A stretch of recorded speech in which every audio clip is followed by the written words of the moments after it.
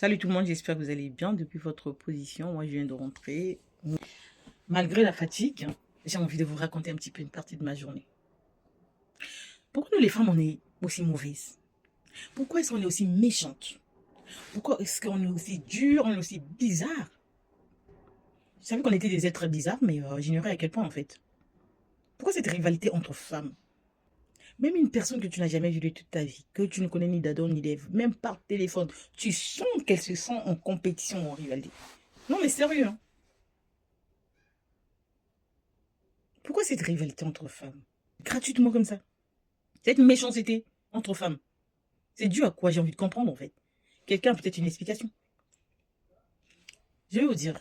Ce matin, aujourd'hui en tout cas, j'ai été secouée 2 fois mais par des femmes.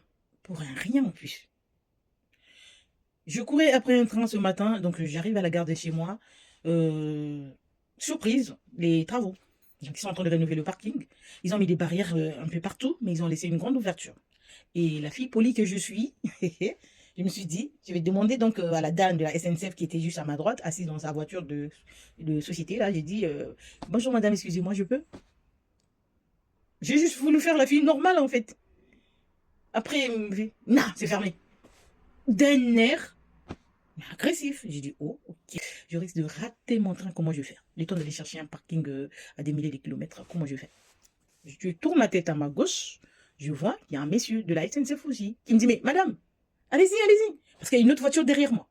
Donc lui me dit, mais allez-y madame, allez-y tout droit jusqu'au fond. Il dit, ah bon, j'ai le droit d'y aller? Il dit, mais bien sûr que oui, vous avez le droit d'y aller. Je tourne ma tête à droite pour regarder la dame, question de regarder, parler avec mes yeux. Enfin, j'avais pas l'intention de la clasher en tout cas. Je suis en mode yoga en ce moment, donc zen attitude. Je tourne juste ma tête comme ça pour regarder la dame, genre, qu'est-ce que vous m'avez raconté?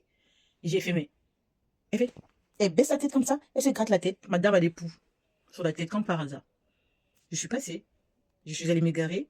Ça, c'était la première étape. Donc, je vous raconte la deuxième étape. J'avais effectué les examens depuis vendredi dernier.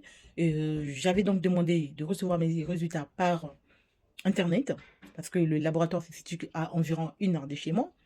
Et depuis vendredi, j'ai pas mes résultats. J'arrive chez moi à la maison, je vois que j'ai pas les résultats. J'ai dit, ok, est-ce que sur l'étiquette qu'on m'avait remis au labo, j'avais un numéro. Donc pour moi, c'était mon identifiant. Comme c'était une première connexion, ils m'ont expliqué qu'il fallait juste taper la date de naissance. Et j'ai fait, refait, ça marchait pas.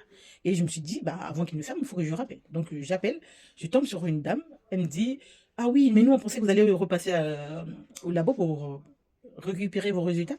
J'ai dit non, j'habite très loin, à quasiment 1 heure de chez vous, donc je ne peux pas revenir. Il faudrait me les envoyer par Internet. Elle me dit, prenez votre identifiant parce que ce que vous avez, c'est pas l'identifiant. Ah bon? Je dis ok. Elle me communique un identifiant. Je me connecte. Je n'ai toujours pas. Je dis c'est pas possible. Après je rappelle. Je tombe encore sur une deuxième dame, donc une autre. Elle me dit non, mais le fait est que qu'on vient de vous créer l'identifiant, de vous communiquer l'identifiant. Je pense que c'est un rapport. Attendez, je vais aller faire la mise à jour sur notre serveur. Donc elle va sur le serveur, elle a fait sa soi-disant mise à jour. Elle me dit de me reconnecter dans 5 ou 10 minutes. Et donc j'attends 5 à 10 minutes. J'ai même attendu 15 à 20 minutes.